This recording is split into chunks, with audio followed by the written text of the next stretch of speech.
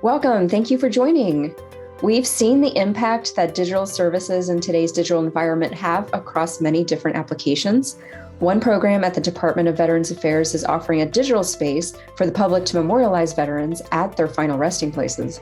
I'm really excited to talk about this with several directly from the program at the National Cemetery Administration. First, we have James LaPaglia. He's the Chief of Digital Services at NCA. We also have Michael Ouslander. He's the Product Line Manager for Memorial Benefits and Services at VA, and Megha Chokshi, Senior Vice President at GovCIO, a contractor with the program. So welcome, everybody. Since its launch in 2019, how has VLM contributed to the experience of public memorialization of veterans? Veterans Legacy Memorial is quite unique in the digital memorialization space. First of all, it's veteran-centric. Because it remembers the millions of patriots that we've loved and lost. Before VLM launched in 2019, memorializing veterans was largely accomplished at physical cemeteries where the standard VA-provided headstone or markers are placed. But VLM takes that memorialization experience beyond the confines of those physical cemeteries. When we launched VLM in 2019, it started as a static site, basically pulling in information from VA databases that had information about veterans' service history. It had information about their resting place. It included things such as their service branch, their rank, their emblem of belief, where they were interred. And that information was displayed on an individual page for that veteran. And so when we started VLM, we had about 3.4 million pages within VLM. And those pages drew information from those databases and displayed it graphically for the user. After about a year, and largely due to the COVID-19 pandemic, we started to open up VLM to be an interactive experience for users. And so over Memorial Day 2020, we opened up VLM to allow users to submit tributes or comments to describe their veteran. And then about a year later, again, still in the throes of the COVID-19 pandemic, we opened it up to lots of other content types, such as photographs, documents. Users could create a word cloud to describe their veteran. They could make a timeline of their veteran's career. And so those interactive experiences has really taken off over the last year or so to really allow survivors and friends and families that digital experience from remembering their veteran, no matter where they are. That's fantastic. How has NCA included veteran users in the development process, which I'm sure was a long one?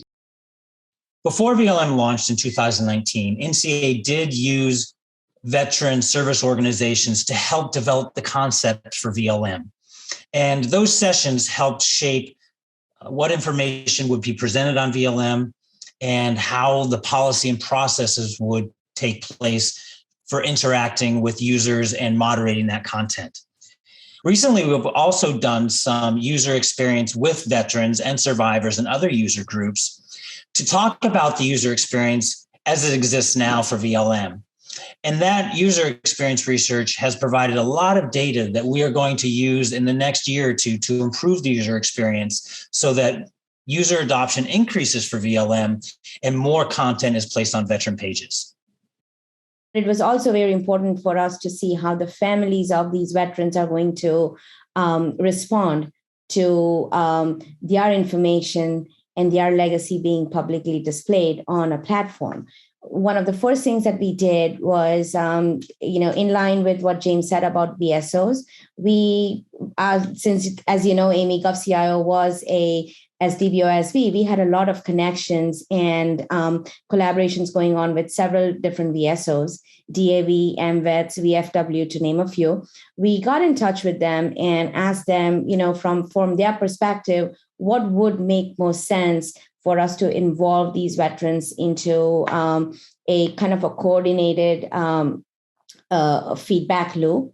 And that's where, the concept of our veterans integration team, our VIT, came into play. And with the help of DAV and MVETS, we first launched our VIT back in August or September of 2019. And since then, about every 6 months or two, mainly, coordinated with James and Mike and the VLM team, we run surveys with our veterans and, ask them for their inputs and their feedback on what is it that you like about the site, what you don't like about the site, how would you improve it, what would you like to see in the future, is there anything that concerns you?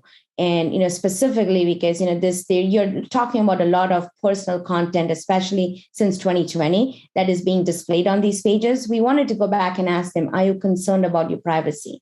For the family members, do you like to see what you see on these pages specifically related to your veteran? Are you comfortable with the information that is being shared? And all of that kind of helps shape a lot of the features that we see on VLM today. That's definitely very important to have that feedback loop, and especially when you're dealing with something that interfaces with users like veterans and their families. How are users using VLM, James? Our primary user base is survivors, and that's intentional. That's what we had hoped for. Survivors are using it to remember, to grieve. Some survivors are having a running conversation with their veteran, just as if they were sitting at the headstone or marker at the cemetery. We're also seeing friends, colleagues, service members, researchers, historians. What we see coming across the moderation dashboard is just amazing in its scope. We see a lot of emotion. We see laughter, we see memories.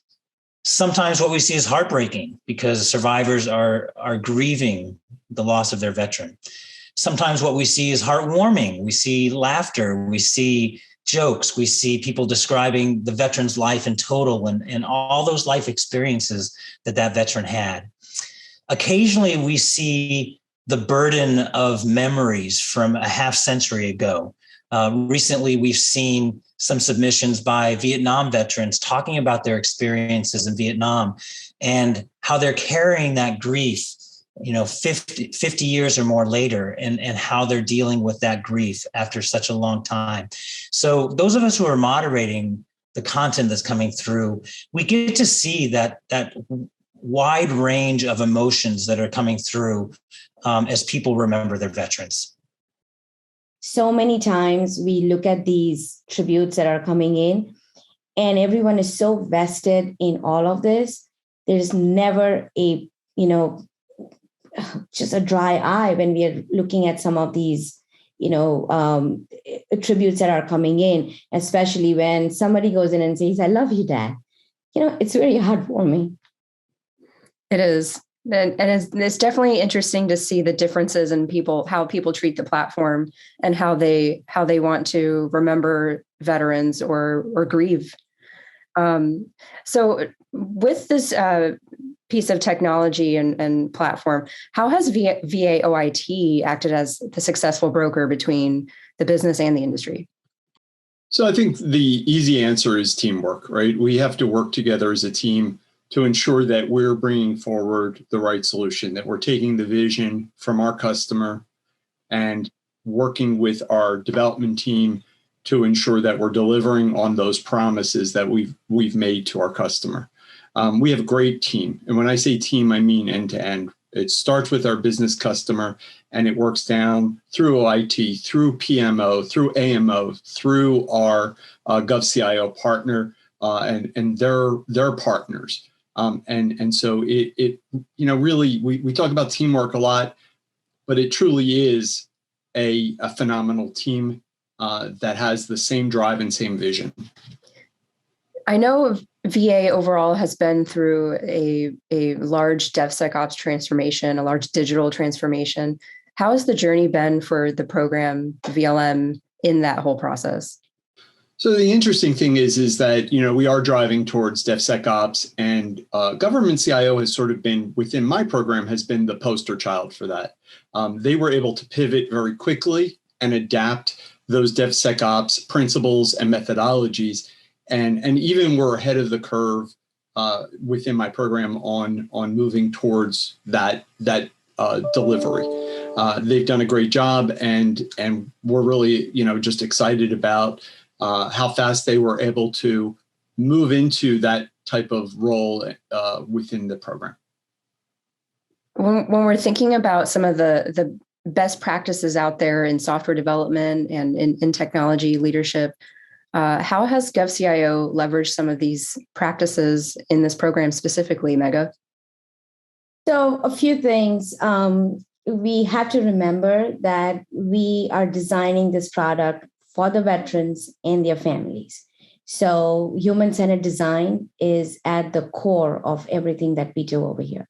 If they are not happy, our product is not doing what it's intended to do.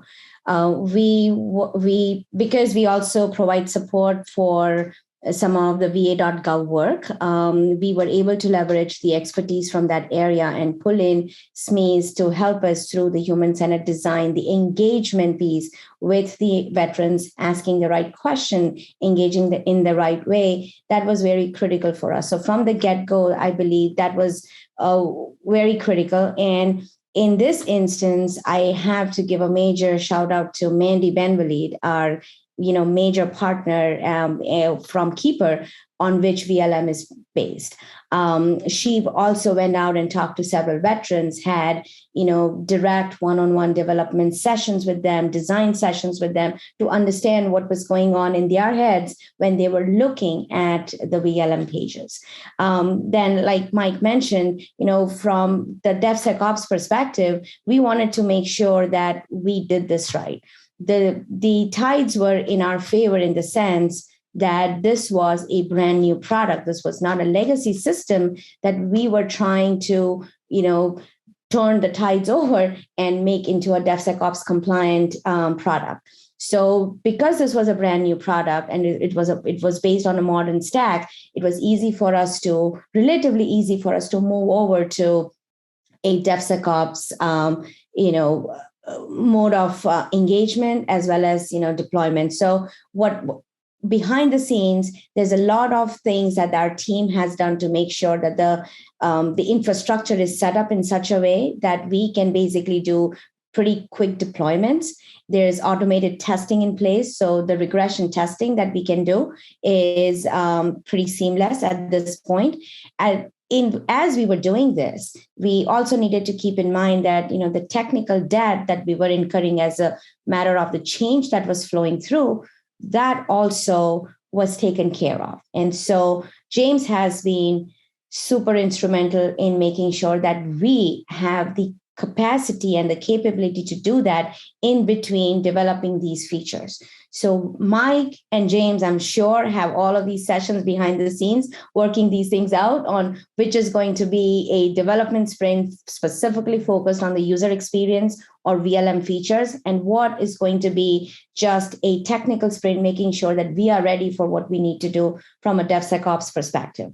So that has really gone very well. And I think we have a few more things to do, but over the next 6 months, I think we will get there. The team is very excited and very confident that we will be able to get there.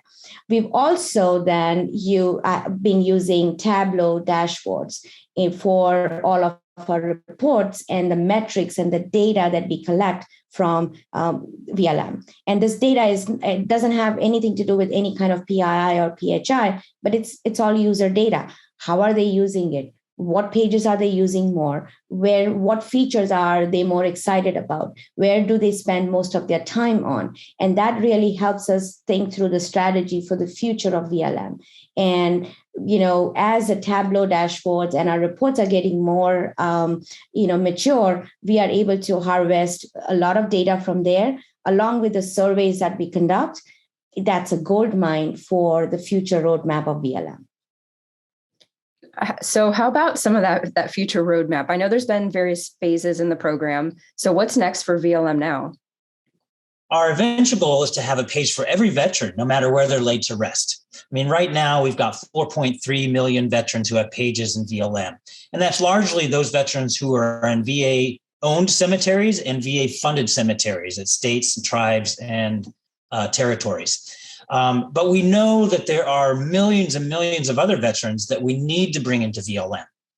Some of those we'll be able to bring in by connecting to other databases. So if we want to connect with the Army's cemeteries, including Arlington National Cemetery, we need to build that API over to those cemeteries. The same with the American Battle Monuments Commission. We need to build an API to bring in those veteran records so that those overseas cemeteries can be represented in the VLM.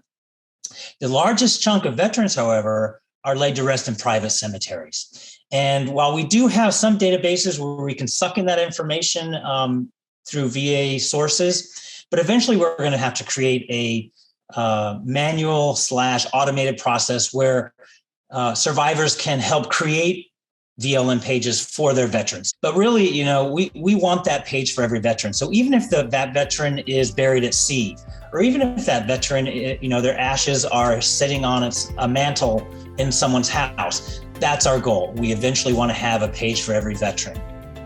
Thank you so much for joining. It was a great chat about VLM, and I'm looking forward to the program's future.